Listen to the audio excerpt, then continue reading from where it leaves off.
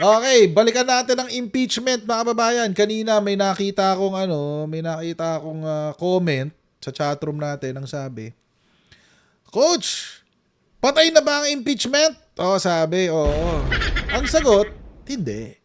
Napakalayo sa kamatayan ng impeachment, oo. Napakalayo niyan. In fact, nag-uumpisa pa lang tayo. Oo, nandito pa lang tayo sa stage 1. So, 'di ba, nangyari na yung tawag dito. Natapos na yung pagfa-file ng impeachment. Tapos na-transmit na sa Committee on Justice. Syempre, sinama mo na sa Order of Business, ipinasa sa Committee on Justice. Ang Committee on Justice nag-hearing on sufficiency in form and substance. Nagkaroon ng pinagbotohan na sufficient in form and substance ang impeachment case laban kay Sara Duterte. Tapos after finding of sufficiency of form of substance, merong determination of sufficiency in grounds. Oo. Kung saan napahiya ang nakababatang Marcoleta, si Paolo Marcoleta, dahil hindi ro niya alam yung konsepto ng sufficiency in grounds. Oo, so nasermonan siya ni Congresswoman Luistro. Oo, diyan sa sufficiency in grounds. And then nagkaroon ng determination of sufficiency in grounds, okay? And then tapos hindi gumagalaw yung chatroom. Baka yung kanina pa yan. Wait. Nagkaroon ng determination of sufficiency in grounds. Nagkabotohan, maraming nagalit kay Kong Rufus Rodriguez kasi parang pinagtatanggol si Sara Duterte. Pero okay lang yun kasi natalo naman siya sa botohan eh, okay lang yun. Maski naman siya bumoto, may grounds. May grounds. Nakakatawa eh. Maski siya merong bumoto na merong grounds. Kontra siya ng kontra, pero bumoto naman siya na may grounds. So, nagkaroon na ng sufficiency in grounds. Okay. And then, ang next is, eto na. Nandun na tayo sa mga preliminary proceedings. Oo. So, Last week pala, nagkaroon naman ng initial hearing, which is yung pagsubpina ng evidence. Oo. So, yung mahabang proseso na yon na ikinuwento ko sa inyo, mga babayan. Hindi pa tayo nag-uumpisa ng impeachment. Wala pa tayo sa first part. Ito pa lang yung prequel, stage 0. Oo, stage 0. Yung napakahabang kinuwento ko sa inyo na nangyari simula February hanggang March. 3 buwan, guys. 2 buwan pala. 2 buwan. Ang tawag dito, ang nangyari. So, for 2 months yun. Oo. Prologue daw, sabi ni Kina. Prologue. Ayan. Nandito na kayo tayo sa first act. Oo. Nandito na tayo sa first part. The first part is the actual hearing. Oo. Yung hearing na on the merits the investigation proper. Yun na. Investigation proper na. Dito na ngayon nagkakaroon na kukumpirmahin na yung ebidensya, kung valid ba yung ebidensya. Tapos pag-aaralan na kung ano yung mga ibabato laban kay Sara Duterte, etc. etc. So, eto na yung exciting part. Dito na magkakalabasan. Oo. Dito na magkakakitaan. Oo. Dito na magkakaalaman ng tunay na ganap. Ano ba ang tunay na kwento sa salin? Ano ba ang tunay na kwento sa bank account? Doon ako excited actually. Doon sa bank accounts. Doon talaga iniintay ko yung bank accounts eh. Pero syempre, tsaka yung ito to. So yung bank accounts and the testimony of Ramil Madriaga. Eto na, ayan na. Oo. Eto na. Magkakaalaman na tayo dito. Pero mga kababayan, may mga bumabatikos. Oo. May mga bumabatikos laban kay Ramil Madriaga. Oo. Ang sinasabi, and they're actually quoting si Kong Rufus Rodriguez. Oo. Kaya actually to si Kong Rufus Rodriguez dapat nag-iingat din siya sa mga salita niya kasi ginagamit ang kanilang salita laban sa sarili nila. Oo. Or unless sinadya niya, di ba? Tulad nung salitang fishing expedition. O, di ginagamit na nila ngayon. O, fishing expedition lang. Maski yung congressman, maski yung kasama nilang congressman, tinatawag itong fishing expedition, di ba? Tapos pag pinag-uusapan si Ramil Madriaga at sinasabi ng mga DDS, bakit maniniwala dyan? Polluted source yan, polluted source. Oo, polluted source daw si Ramil Madriaga. Oo, yan din ay ang isang bagay na sinabi ni Kong Rufus Rodriguez. Polluted source daw si Ramil Madriaga. Oo. In fact, meron pang isa, merong isang question nitong si Kong Rufus na sinabi niya, bakit ipapasubpina ang mga dokumento ng pati ng law firm? Oo, pati doon ng law firm. Actually, hindi naman titingnan yung dokumento ng law firm. Ang titingnan lang ay yung FS financial statements. Hindi naman pag-uusapan yung anything related to the to the client lawyer privilege. Wala naman pag-uusapan ganun. Yung kanilang FS financial statements. At sa financial statements, mga kababayan, walang doon, wala kayong makikitang pangalan ng tao doon. Expenses tsaka income makikita niyo doon. Puro balance sheet. Oo, yun ang makikita niyo doon. Puro balance sheet. Magkano ang ginastos, ano yung mga ginastosan, ilan magkano, etc. etc. Lahat yun, kukumpitin yun. Wala kayong makikita kahit pangalan. Pangalan ng kumpanya, makikita nyo doon, pero yun lang. Oh, wala na. Ganun lang. Representation expenses, utility expenses, etc. etc. Yun lang makikita nyo doon. Sa balance sheet. So, ako, personally, parang nung sinabi yun ni Kong Rufus Rodriguez, parang yata yun. Parang mali yata yung with all due respect, because of his being a dean of a law school, so we respect that, pero parang may mali yata doon sa kanyang kwento. Oo. So, FS lang naman ang titignan doon, financial statements. But anyway, so pinasubpina lahat. Nagpasubpina sa SEC, SEC, BIR, COA, AMLAC, Office of the Ombudsman, para sa SALN, etc. etc. And one of the things na kanilang ipapasubpina, isa sa mga taong kanila ipapasubpina, itong si Ramil Madriaga. Kasi nga, meron siyang inilabas na testimonya tungkol sa kaso ni Sara Duterte. At ang kanyang testimonya, mga kababayan, ay ito daw si Sara Duterte ay tumatanggap ng pera galing sa mga galing sa mga durugista, drug lords, at sa mga pogo. Oh. At tinanggap niya itong pera na ito at allegedly ginamit sa kampanya sa 2020 noong 2022. Oo. If proven true, di nag-violate ng number one, nag-violate si Sara Duterte ng Omnibus Election Code. Tumanggap siya ng pera sa kanyang kampanya galing from an illegal source. Oh, di ba? Patay, makakaso. Kaya mahihirapan to si Comelec talaga. Oh, kung kay Marcoleta pa lang tsaka kay GC Escudero medyo hirap na sila. Mas lalo kay Sara Duterte. Oh. So, ayun na nga mga kababayan. At one way of discrediting his testimony, itong si Ramil Madriaga, ay sabihin na siya ay isang kriminal.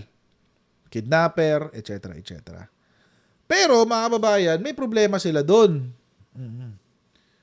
May problema sila doon sa pagtawag kay Ramil Madriaga na polluted source.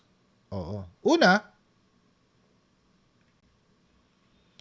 paano siya magiging polluted source? Lahat ng kaso niya ay pending. Pending. Wala pa siyang conviction. So, how can you say that? Yung una niyang kaso of kidnapping was dismissed. Dismissed. Oh, wala yun. Na-dismiss yun. And he was acquitted because yung mga alleged, yung pamilya ng alleged na kinidnap, nagsabi na okay na kami. Oo, kasi hindi siya yung kumidnap. Oo, yun. Wala. Pangalawa, mga kababayan, maliban pa dun, maaari nating i-consider etong si Ramil Madriaga na whistleblower. Oh, whistleblower siya. Bakit? Number 1, insider siya. Kasama siya sa sistema. Kasama siya sa sistema ni Sara Duterte. In fact, sa sobrang kasama siya sa sistema ni Sara Duterte, siya yung bagman. Siya yung nagde-deliver ng pera sa mga binabayaran ni Sara Duterte para linisin ang pangalan niya. Siya rin yung siya rin yung naglalabas ng pera para siguro makuha ni Sara Duterte para malaman siya yung naglalabas para ma-deliver sa mga taong magbabalik kay Sara Duterte ng pera. Pwede naman kasi yun eh. Diba? Para hindi, ito yung sinasabi ko sa inyong plunder. Conspiracy, ito yung conspiracy to commit plunder. Una, gawin natin example. Ito si Sara Duterte. Minanipulate mo ang sistema ng confidential funds. Paano? Gumawa ka ng mga peking resibo. Tapos, yung pangalan doon sa mga peking acknowledgement receipt, Mary Grace Piatos. Non-existent. Okay. Pero nailabas mo yung pera. Oo. Winidraw mo sa land bank, ibinigay mo kay nung what's his name? Fajarda. Ibinigay ni Fajarda kay La Chica. And then dito na ngayon papasok si Ramil Madriaga. Okay.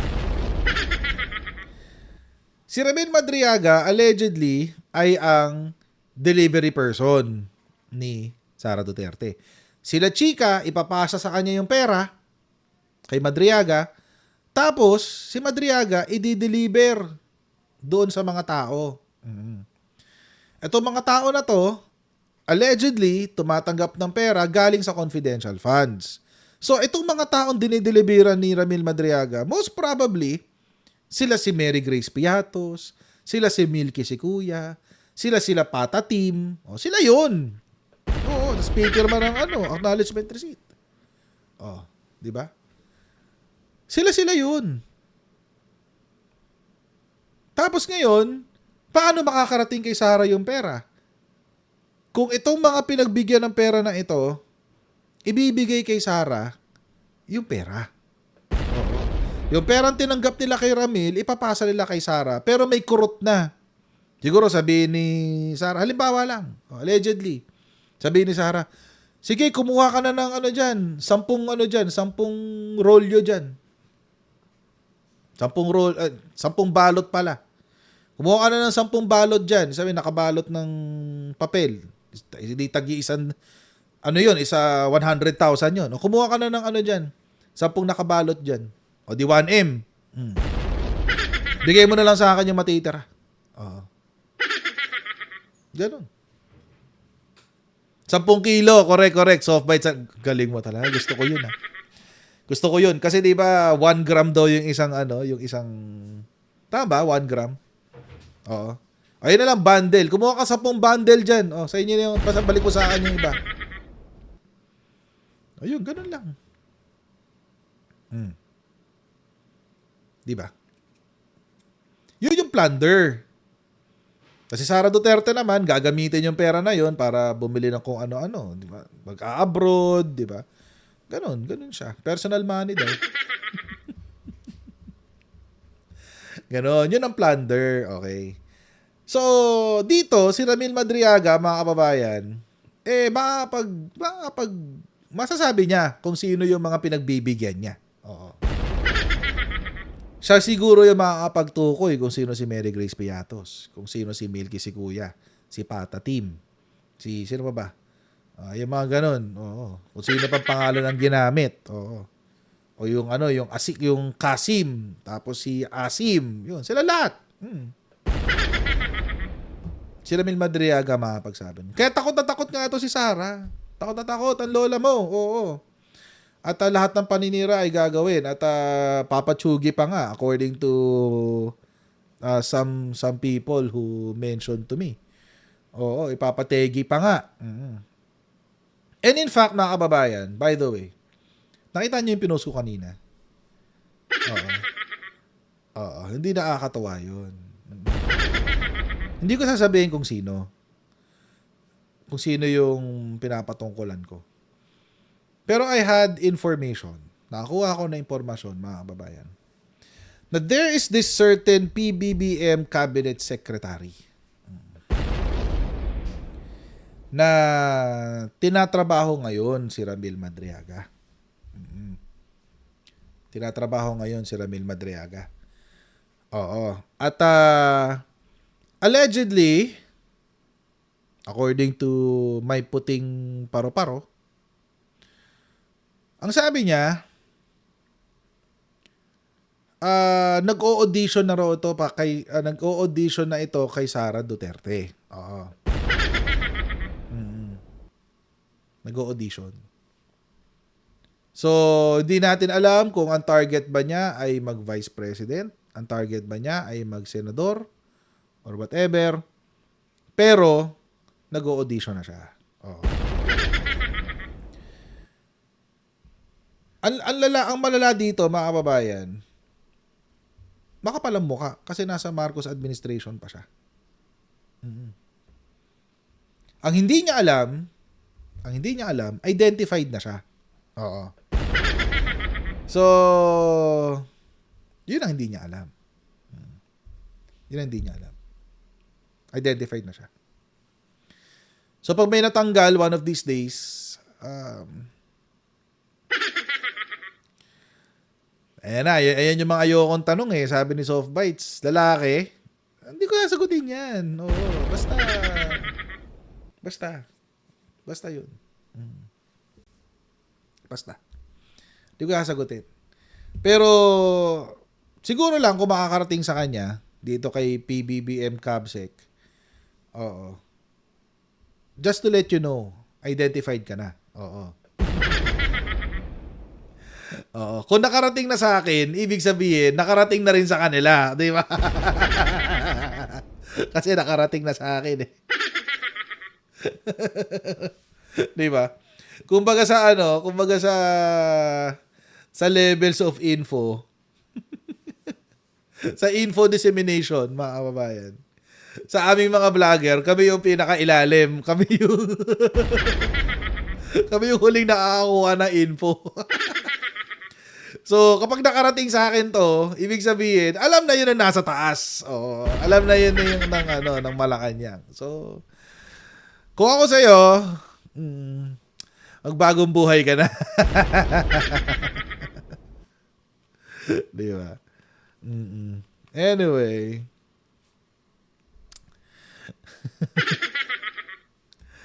Ay, nako. Anyway. Basta yun. So, ngayon, tinatrabaho na si Ramil Madriaga at isa dyan ay yung i-discredit yung kanyang pagkatao para hindi paniwalaan yung kanyang testimonya. Kaya ngayon, itong si Congressman Chua, nagpa-interview kanina para, kasi we're hoping na lalabas si Madriaga dito sa April 14. So, we're hoping na mangyari yan. At tinanong kanina si Congressman Chua kung mangyayari nga yun. So, panoorin natin. Ang representative ng Manila's 3rd District, chairperson po ng House Committee on Good Government and Public Accountability at vice chairperson ng House Committee on Public Accounts, si Representative Joel Chua na ating suki din dito sa DCMM. Kong Joel, good morning. Si Peter at Danny dito sa DZMM. Hi Peter, Danny, magandang umaga sa lahat ng inyong mga taga-subaybay.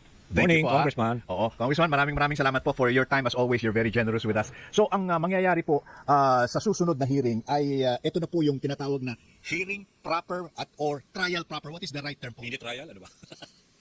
Well, alam po ninyo, ako ay hindi ko siya tinatawag na mini trial kasi parang preliminary investigation lang naman to kung ikukumpara natin no sa piskalya. Parang ito yung sa fiscal level pa lamang to.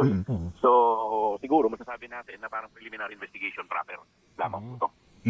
So, kaya nga po, tapos na tayo doon sa mga sufficiency in form, pati sa grounds, etc. na you have disposed also of yung mga motions ng iba't ibang congressman, kagaya ni Kong Chel Jok, no? Ano po? So, kumbaga, yung housekeeping, tapos na po yan. What will we expect in the next hearing po?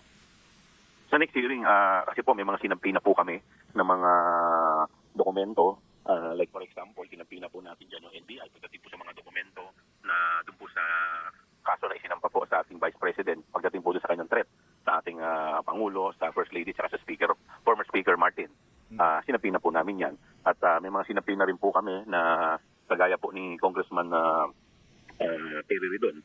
May mga sabi na do sa stake kung po siya na ni-request sa SEC at kung ano-ano pa ng mga business interest po ng ating Vice President. Sinapi na rin po namin yung SALN na ni-request namin sa Office of the Ombudsman. So hopefully by next meeting, nasa amin po itong kamay para makita po namin. So, bali, Congressman, April 14, di ba? Yung next hearing ninyo. Next week, Tuesday. So, bali, April 14. So, sabi nyo, so which comes first? So, yung sinabi nyo una kasi, sinumpili nyo na yung documents, no, yung sa NBI, para doon sa, allegedly, yung threats, di ba, against the President, former Speaker, at saka First Lady. Tapos, yung SALN, ano ba yan, may ina-expect ba natin lahat yun mapapakinggan on April 14? Yung mga mabibigat na allegation na yun, di ba? Tama po. Kung ito po ay may susumiti po sa amin, hopefully makuha po namin by April 14. At kung may mga gusto pong magtanong, siguro ihalo po sila mga clarificatory questions. Okay. Isusumpinan nyo rin ho ba si kasi yung isang witness na marami nag-anticipate, si Ramil Madriaga, kasama na rin ho ba yan? O sa mga succeeding hearings pa yan? Ang pagkakaalam ko po, kasama rin po siya sa sampina kasi siyempre, i-determine muna namin yung mga binigay niyang sinumpang salaysay. Kung ito ba ay pusa niyang sinasalaysay, siya ba ay napuwersa dito. So yung mga gano'n po. At saka kung may mga iba pa pong mga clarificatory questions, yung mga miyembro po ng committee. Okay, speaking of, ngayon ko lang nakita, buti na nag-scroll ako ng konti sa Facebook. Facebook. Ito yung subpina kay Ramil Madriaga. Subpina ad testificandum et duces tecum. Yun, dalawa ang hinihingi kay Ramil Madriaga. Una, ang kanyang testimonya. Pangalawa, ang kanyang mga ebidensya. Ayan. Ayan, Annex 2. You are hereby directed to appear before the Justice Committee on April 14. Ayan, April 14 na nga. Oo, tuloy-tuloy na to guys. April 14 nga. 10 a.m. Bring the original copies of affidavit dated November 29, 2025. Any other evidence in your possession. Ayan na, mga kababayan. Tayo dito. Yari tayo dito, mga kababayan. Purpose. You worked for the Vice President and formed the Vice Presidential Security and Protection Group. Between 2022 and 2023, you received the Office of the Vice President and DepEd's confidential funds from VPSG's Colonel Achica and deliver them to the Vice President's friends and acquaintances. Ayun. Yikes. Pag biglang merong nagpategi dito, alam na natin. Kung bakit. You're likewise informed that you have the right to be accompanied by legal counsel during the proceedings. However, such counsel shall be limited to an advisory role and shall not be permitted to speak or otherwise participate in the proceedings. Ayan. So, pinatawag na siya. Ayan, So, pina ad testificandum et duces tecum. Yun. So, I guess we can expect si Ramil Madriaga sa April 14, guys. Mukhang siya haharap na nga sa April 14. Tingnan natin. Bago ko ipasa my partner, yung marami kasi nagsasabi, lalo na yung mga kritiko, polluted source yan si Madriaga dahil nakakulong yan. So, ano ang assessment ninyo among members ng Justice Committee? Alam po ninyo yung polluted source, yan po i-determine pa po yan sa trial proper. Okay. So, ito nga, kagaya po nung sinasabi ko po sa inyo, ito po yung preliminary investigation. Okay. Sa preliminary investigation, hindi mo naman dinedetermine kung sino yung polluted o hindi. Okay. So, itetest nyo pa yung kanyang credibility. Sa trial proper yan. Okay. Okay. Pagdating po sa Senado, doon na po yan. Dahil ito cross-examine po siya. So, doon bibigyan ng pagkakataon yung mga abogado po ng ating vice-presidente para i-cross-examine. At doon po madedetermine kung siya nga talaga ay polluted source. Kasi hindi naman po ibig sabihin ang isang tao na nakasuhan ay ibig sabihin polluted source na. Okay. Dapat po yan ay mayroong final judgment yung kaso. Okay. Kung Joel, isa po sa mga inaabangan dito. Yun. Kailangan daw may final judgment, guys. Yun ang importanteng marinig doon. Oo. May final judgment na ba? Wala pa naman. At ang pinaka-importante talaga doon, mga kababayan, makita ho ng sambayan ng Pilipino yung nalalaman ni Ramil Madriaga. Kasi, papayag ba tayo na makatakbo? Doon pa lang, huwag muna natin pag-usapan yung mananalo kasi malabo rin naman manalo. Oo. Yung makatakbo, yung mabigyan lang ng pagkakataon ang isang mafia na maging makatakbo sa highest office in the land. Di ba? Bakit ganun? Ba't tayo papayag ng isang miyembro ng sindikato magiging presidente ng Pilipinas? Di ba? Ngayon, mga kababayan, ang tanong ngayon, di na pinasumpi na dahil, pinakita ko naman sa inyo yung sumpi na. Oh. Ang tanong ngayon, mga kababayan, ano ang gagawin ng RTC? Anong gagawin ng Regional Trial Court? Yan ang tanong ngayon. No joke. No joke. Kasi right now, ang custody sa pagkatao ni Ramil Madriaga ay nasa ilalim ng korte. So, knowing that there is separation of powers and that the court is independent of the Congress,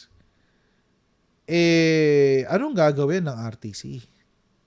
Yan. Papayagan ba ng RTC na mag-appear? Kahit appear lang. Kahit hindi i-transfer sa custody ng Congress. Oo, hindi naman kailangan Mag-appear lang. Oo, mag-appear. At siguro, ilipat lang muna ng detention. Siguro sa NBI Detention Center. Di ba? Pwede naman doon. Oo. Mag-appear sa sa hearing. Di ba? Kasi sino ba yung nakulong doon sa saan ba to? Magnetic lifter, Guban, si Jimmy Guban ba yun? Si Jimmy Guban ba yun? Yung sa flood control. Flood control, yung sa magnetic lifter. Jimmy Guban ba yun? Pa-comment nga sa chatroom. Si Jimmy Guban ba yun? Si Guban. Ayun. Kung si Jimmy Guban nga hindi, iba si Mark Taguba. Iba si Mark Taguba. Si Mark Taguba yung si Guban yung investigador. Oo, si Guban yung investigador na siya yung diniin. Si Mark Taguba yung inspector. Inspector siya nung customs. Oo. Si Guban, yung nakulong. Kung si Guban nga, naging fall guy, nakakulong na ngayon yun, naka-attend pa ng hearing, di ba?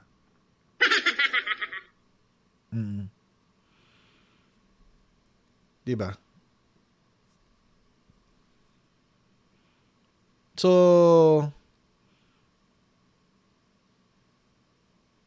malay natin. Payagan, di ba? Sana payagan ng korte, no? Broker? Di siya sa customs. Broker siya ng customs. Okay. Anyway, so yun nga. Importante si Guban. Si Guban yung investigador So, siya naman yung topic natin Si Guban. So yun nga. Nawala tuloy ako sa ano ko. Kung si Guban nga, pinayagan na makalabas para lang maka-attend ng hearing.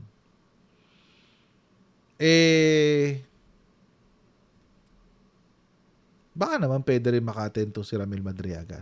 Sana lang. Sana lang. Kasi importante kasi yung testimonya niya, di ba? I mean,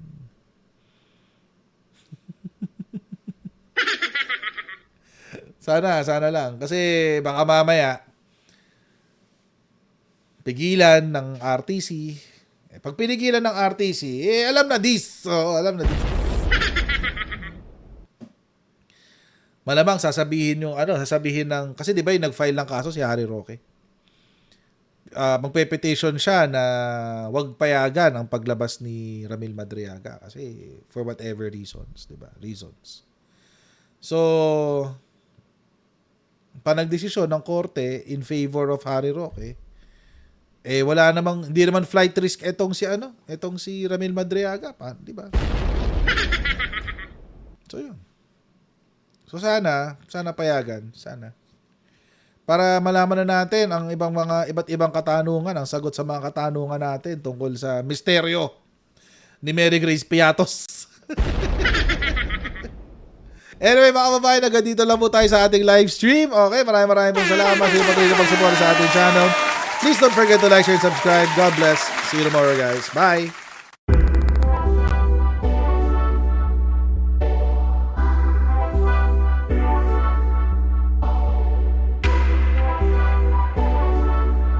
As senator judges, it is your obligation na dapat present ka sa mga proceedings. Hindi naman sakop ng trabaho ng Office of the Ombudsman na magpa-disqualify sa 2028.